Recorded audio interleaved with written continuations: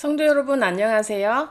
계속해서 우리가 요한복음 말씀을 함께 은혜를 나누고 있습니다. 이번 주 말씀은 요한복음 4장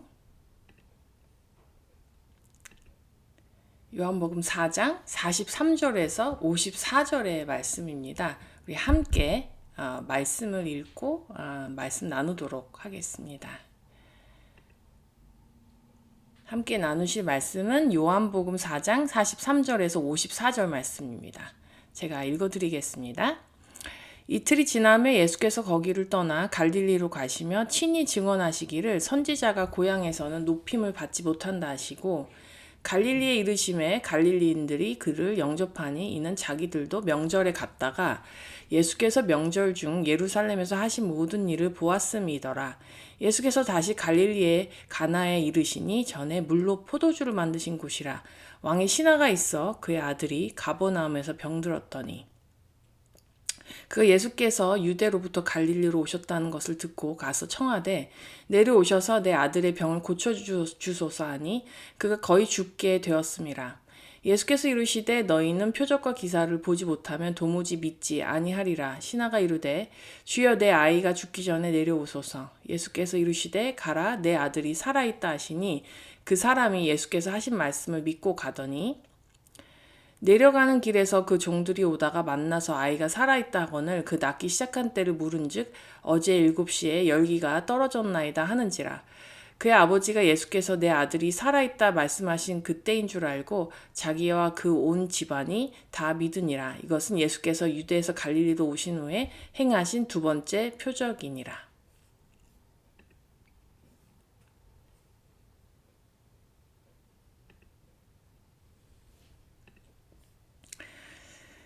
예수님의 가장 중요하고 큰 사역은 온 인류의 죄를 사해 주시기 위해서 십자가에 못 박혀서 구원해 주시는 것과 부활하셔서 예수님과 함께 죽은 자들에게 부활의 생명을 누리게 해주시는 것이라고 하겠습니다.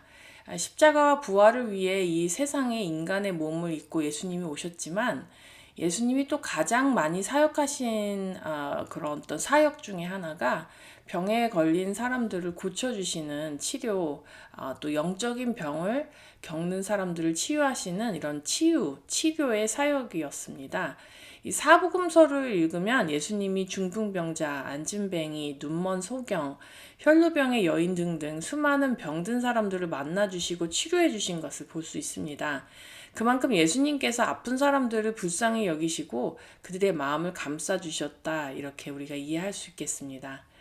근본적으로 예수님은 아픈 병자들을 긍휼히 여기시고 치료해 주시기를 원하시는데 이 성경을 보면 예수님이 아픈 사람들을 바로 치료해 주실 때도 있지만 어느 때는 아픈 사람들을 치료해 주십사 간절히 청할 때 거절하시는 것처럼 보여서 그러한 구절을 읽는 우리들이 좀 서운하게 느껴질 때가 있는 것 같습니다.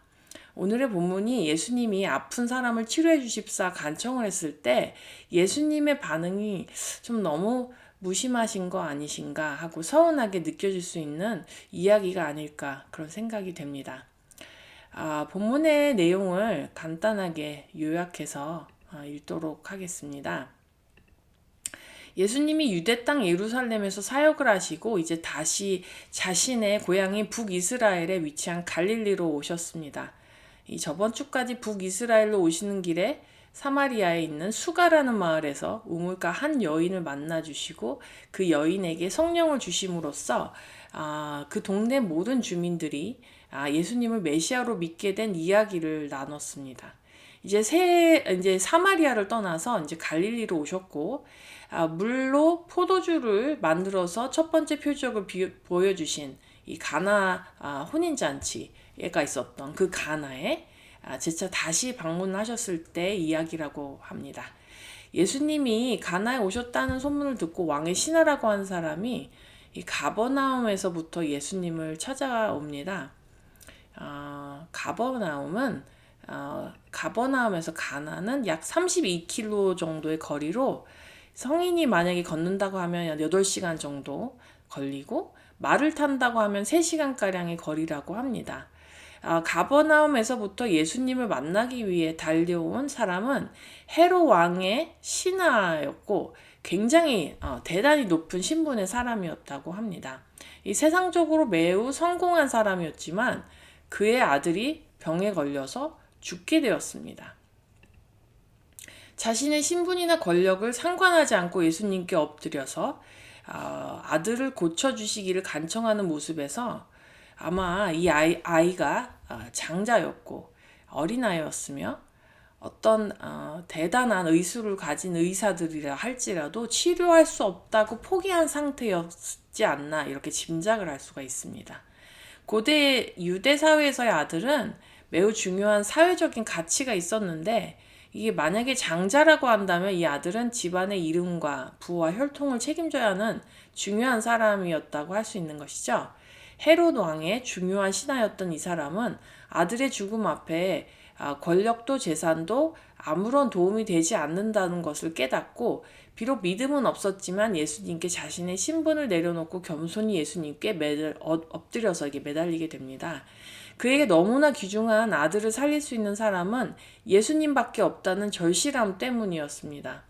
그는 당연히 예수님을 가버나움에 있는 자기 집으로 모시고 가서 아들을 고쳐야겠다 이렇게 생각했습니다. 그런데 예수님께서는 왕의 신하와 같이 가버나움에 가지 않으시고 내 아들이 살아있으니 이제 가버나움으로 이제 돌아가라 이렇게 돌려보내셨어요. 신기하게도 이 왕의 신하는 예수님의 말씀을 믿고 혼자 가버나움으로 돌아가는데 길에서 종들이 자기 아들이 이제 병이 나아져서 살아있다 이렇게 말을 하는 것입니다. 게다가 낫기 시작한 시간이 예수님이 내 아들이 살아있다 하신 그 시간과 일치하는 것을 깨닫고 그와 그 온 집안 식구들이 예수님을 믿었다는 이야기입니다. 이것이 가나에서 예수님이 행하신 두 번째 표적입니다. 그냥 그런 일이 있었구나 하는 흔한 성경의 기적 이야기 중에 하나인데 왜 이 일화가 아픈 사람, 병이 낫기를 원하는 사람들에게 중요한 이야기가 될까요? 그냥 예수님께서 말씀하시는 것을 믿어야 한다라는 내용이 우리가 교훈으로 얻어야 되는 내용일까요? 본문의 이야기에서 아픈 사람이 치유되는데 너무나 중요한 말씀으로 두 가지 정도 생각해 봐야 될 내용이 있습니다. 자, 첫 번째로 아픈 사람이 치유되기 위해서는 내 방법을 내려놓고 예수님의 방법에 순종해야 한다는 것입니다. 본문에 나오는 헤롯 왕의 신하는 예수님이 누구이신지 정확하게 몰랐고 믿음이 깊은 사람도 아니었던 것 같습니다. 그는 세상에서 성공하고 부와 권력을 누리는 사람이었고 자기가 가장 소중하게 여기는 어린 아들이 병을 얻었을 때 자기가 할 수 있는 모든 방법을 동원해서 아들을 낫게 하려고 했지만 모든 방법이 실패해서 절망 가운데서 예수님이 기적을 베푸신다는 소문을 듣고 지푸라기라도 잡는 심정으로 먼 거리를 마다하지 않고 달려와서 예수님 앞에 엎드려서 간청을 한 사람이었습니다. 그는 예수님이 예루살렘에서 명절 동안 하신 일들에 대한 어떤 소문을 들었던 것 같아요. 그래서 가나에서 기적을 베푸신 것도 들었고 그래서 예수님이 가나에 오셨다는 그 소문을 듣고 무작정 예수님께 와서 매달리기 시작했습니다.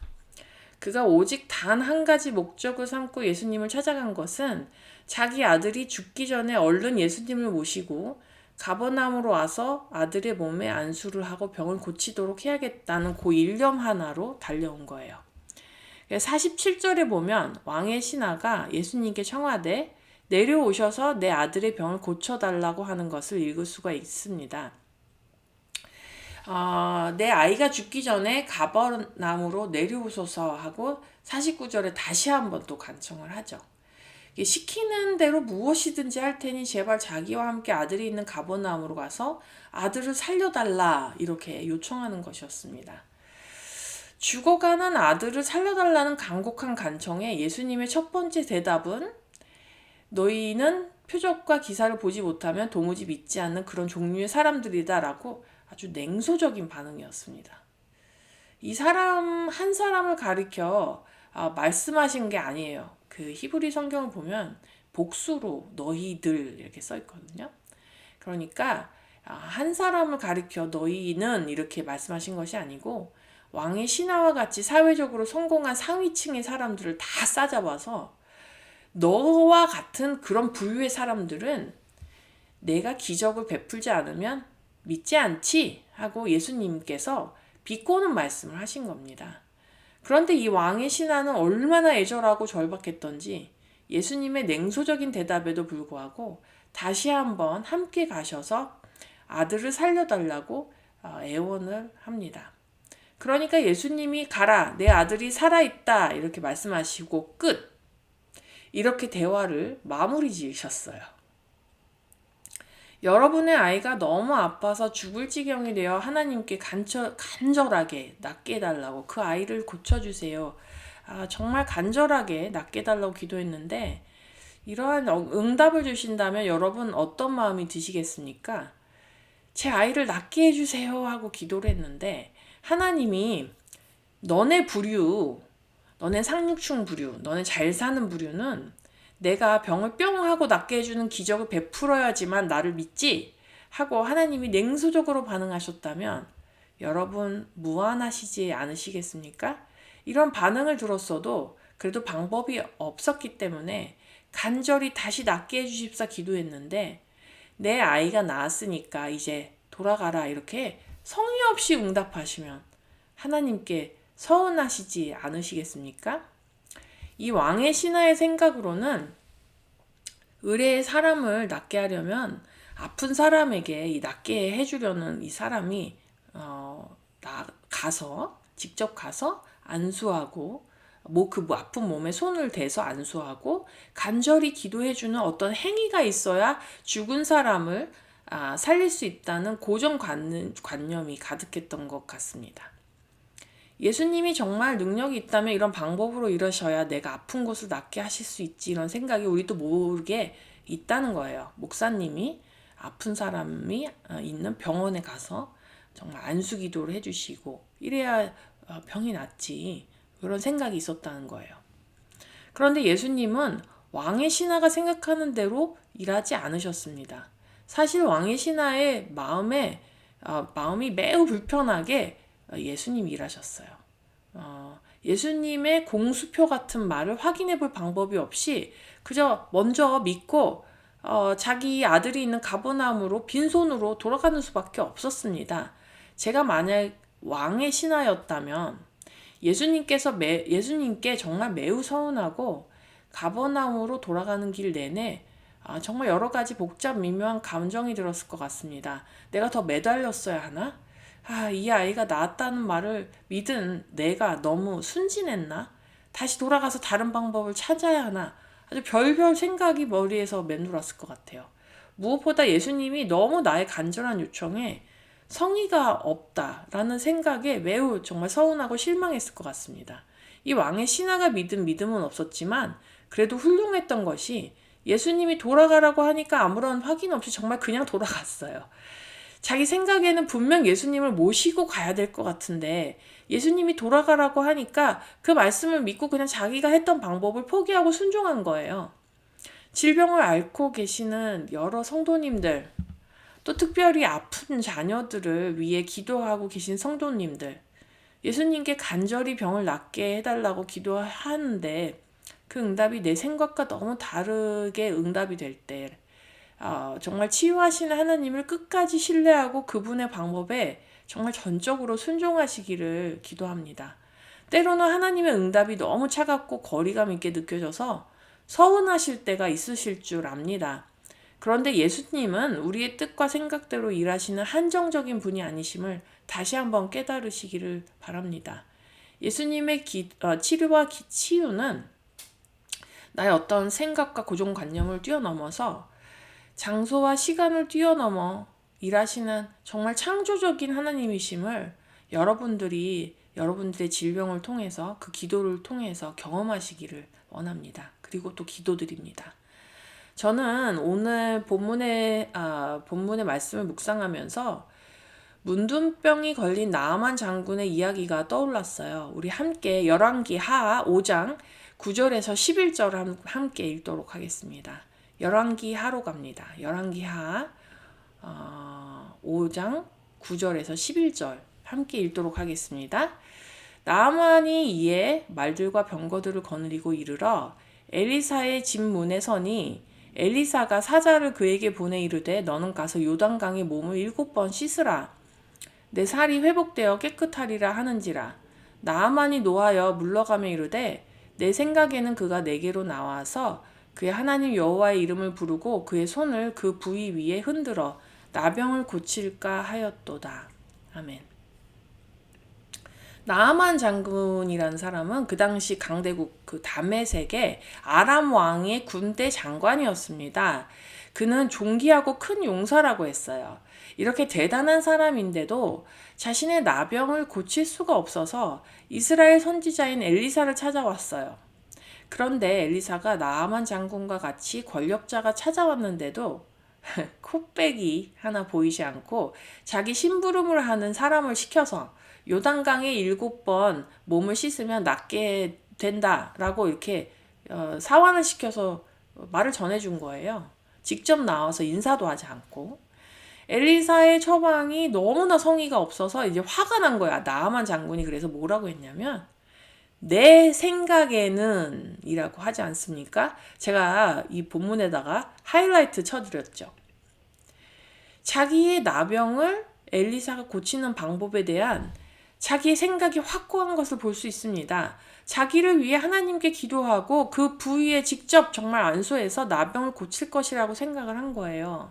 그런데 엘리사의 방법이 너무 자기가 생각했던 어떤 방법과 너무 다르고 또 심지어는 너무 성의 없게 느껴져서 화가 나서 다시 다메섹으로 돌아가려고 합니다.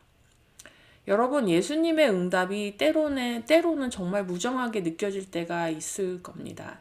이것은 예수님이 우리 기도에 응답하시기를 거절하시는 것이 아니고 예수님이 우리 기도를 더 나은 방법으로 응답하시는 것인 것을 깨달으시기를 기도합니다.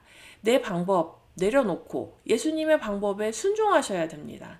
예수님은 나의 아픔에, 나의 자녀와 사랑하는 사람들의 질병에 무심하고 성의 없으신 분이 아니십니다. 자, 두 번째로 우리가 또 생각해야 봐야 할 어떤 주제는 내 병을 통해서 예수님이 궁극적으로 원하시는 것은 내가 변화되고 내 믿음이 깊어지는 것입니다. 간절히 병이 낫기를 원하시는 성도님들은 병이 낫는 것이 당연히 기도의 우선순위일 거라고 생각합니다. 이것이 잘못되었다는 것은 아닙니다. 예수님은 우리의 연약함을 아시고 우리가 간절히 병이 낫기를 위해 기도하는 그 기도를 반드시 들어주실 것입니다. 그런데 예수님은 우리가 병으로 고통을 당할 때 병이 낫는 것 그거 외에도 그 이상으로 은혜를 주시기 원합니다. 병이 나아져서 건강해지는 것을 넘어서서 우리가 예수님을 만나고 그분을 신뢰하고 그분과 동행하게 됨으로 우리의 인생이 바뀌고 내 자신이 바뀌고 영적인 사람으로 변화하게 되는 일들이 이루어지기를 주님은 원하십니다. 우리의 목적은 단기적으로 병이 낫는데 집중이 되어 있어요. 하나님이 아픈 사람들을 통해 그런데 장기적으로 원하시는 것은 육신의 병뿐 아니고 영적인 어떤 잘못된 것도 함께 고치시기를 원하는 것입니다. 나의 죄된 삶의 습관으로부터 이제는 영적으로 건강한 하나님의 자녀가 되게 하시는 것이 하나님이 나의 질병으로부터 하나님이 얻어내기를 원하시는 어떤 결과라고 할 수 있습니다. 우리의 기도의 목적과 하나님의 기도에 응답하시는 어떤 그 목적이 이렇게 서로 상반되고 너무 다르기 때문에 우리가 간절히 병을 치유해 주십사 하는 기도하는 그 기도에 때로는 하나님의 응답이 황당하기도 하고 서운하기도 하고 우리가 정말 무한해질 때가 있는 거예요. 오늘 본문의 왕의 신하가 다급하게 같이 가버나움으로 내려가서 이들의 그 아들의 병을 고쳐달라고 간절히 부탁하는 그 청을 예수님은 너희 권력계층, 너희 잘 사는 사람들, 그 너희들은 내가 병을 고치는 정말 기적을 봐야지만 믿음이 생기는 것이냐 하고 면박을 주셨어요. 톡 쏴서 공격하시는 것처럼 느껴졌어요. 사실 우리는 내가 건강을 잃고 죽음의 문턱까지 가봐야 예수님께 간절함을 가지고 기도하게 되는 어리석은 자들인 것은 분명합니다. 내가 사랑하고 아끼는 아들이 죽을 지경이 돼야지만 예수님을 찾고 예수님께 엎드려 겸손히 간구할 수 있는 교만한 사람들입니다. 그러나 여러분이 생각하시기에 내가 병을 얻었기 때문에 예수님을 간절히 찾게 된 이것이 은혜입니까?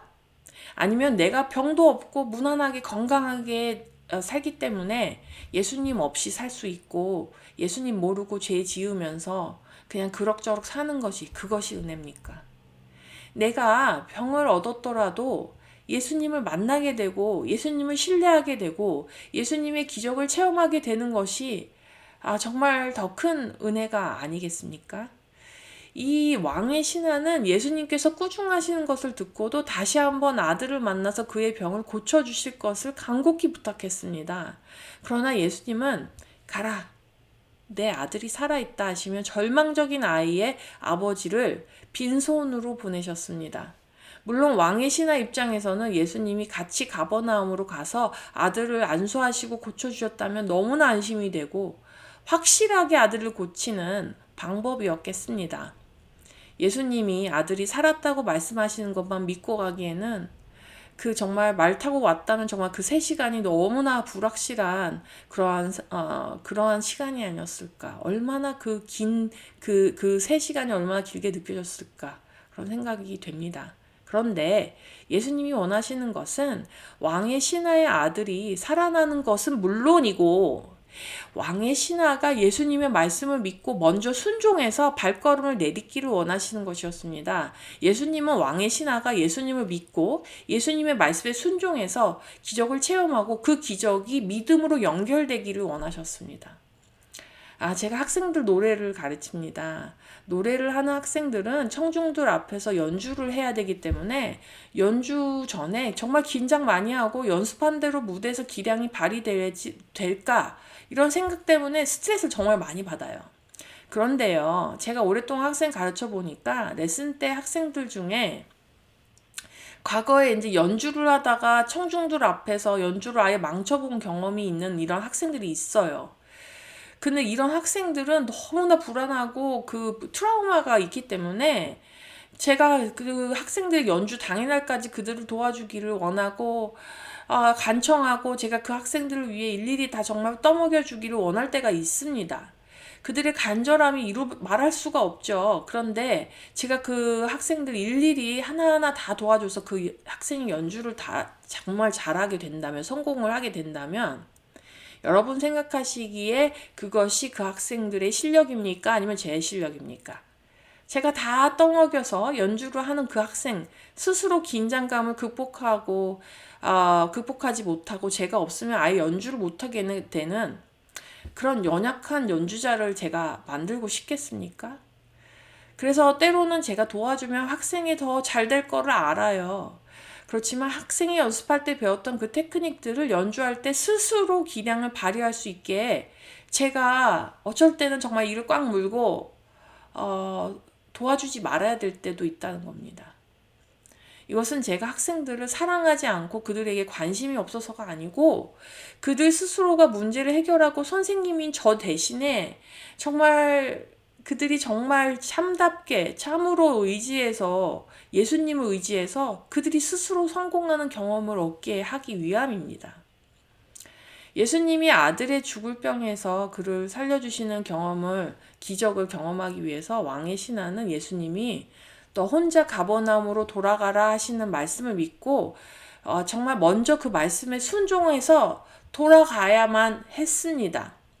먼저 믿고 순종해야 아픈 이들이 낫는 표적을 경험할 수 있었습니다. 그 말대로 안 이루어졌으면 어떡하지 하는 두려움이 분명히 있었어요. 두려움이 아예 없었던 것이 아닙니다. 그 두려움을 믿음으로 먼저 이겨내고 순종함이 필요했다는 것이죠. 예수님은 표적을 분명히 사용하셨지만 그 표적이 왕의 신하가 믿음을 갖게 하는 것으로 연결되게 일하셨습니다. 단기간적인 결과를 얻어내는데 급급하기보다는 예수님의 표적으로 53절을 보면 그 왕의 신하와 온 집안이 다 예수님을 믿는 신앙의 사람들이 되었다는 이야기입니다. 저번 주에도 제가 신앙은 곱하기라고 말씀드렸어요. 분명히 예수님은 사마리아 여인 한 사람의 문제를 고쳐주셨는데 그녀를 통해서 온 동네가 예수님을 믿게 되었습니다. 자, 이번에도 왕의 신하 한 사람의 문제를 고쳐주셨는데 그와 그의 온 집안이 다 예수님을 믿게 되는 곱셈의 법칙이 적용됐습니다. 이 왕의 신하는 헤롯 왕의 제일 높은 신하였다고 하는데 이 사람의 영향력이 얼마나 대단했을까요? 여러분 중에 병으로 오랫동안 고통을 겪고 계시거나 아픈 자녀가 있기 때문에 눈물로 하나님께 기도하고 계시는 분이 있을 줄 압니다. 예수님이 아픈 사람들을 얼마나 긍휼히 여기시고 그 병을 낫게 해주실 것을 믿으시기 바랍니다. 그리고 우리의 질병을 넘어서서 예수님은 우리 안에 믿음이 생기도록 일하고 계시고 그로 인해 우리의 삶이 변화되기를 원하신다는 것을 이해하시기 바랍니다. 아픈 성도님들을 위해서 다음번에는 정말 특별히 아픈 사람들을 위한 치유 기도회를 열려고 합니다. 오늘 영상의 댓글에 질병에 대한 기도 제목을 적어주시면 그 기도회 동안 기도해 드리도록, 특별히 기도해 드리도록 하겠습니다. 주변에 아프신 분들, 부모님들, 아픈 자녀, 또 본인의 병, 그런 병명이나 정말 쉐어하실 수 있는 만큼 댓글로 남겨주시면 우리의 정말 질병을 통해 하나님이 어떻게 역사하시는지 경험하고 우리의 믿음이 성장하는 계기가 되도록 합심하여 한번 기도해 보도록 하겠습니다. 주변에 질병으로 고통당하시는 분들께도 기도의 영상을 좀 쉐어를 해주셔서 함께 정말 은혜 받고 이 질병의 고통으로부터 벗어나는 기도의 응답을 받는 그런 은혜의 시간이 되도록 정말 주님께 정말 간구하도록 하겠습니다. 우리 오늘 이 시간 함께 기도하고 마치도록 하겠습니다.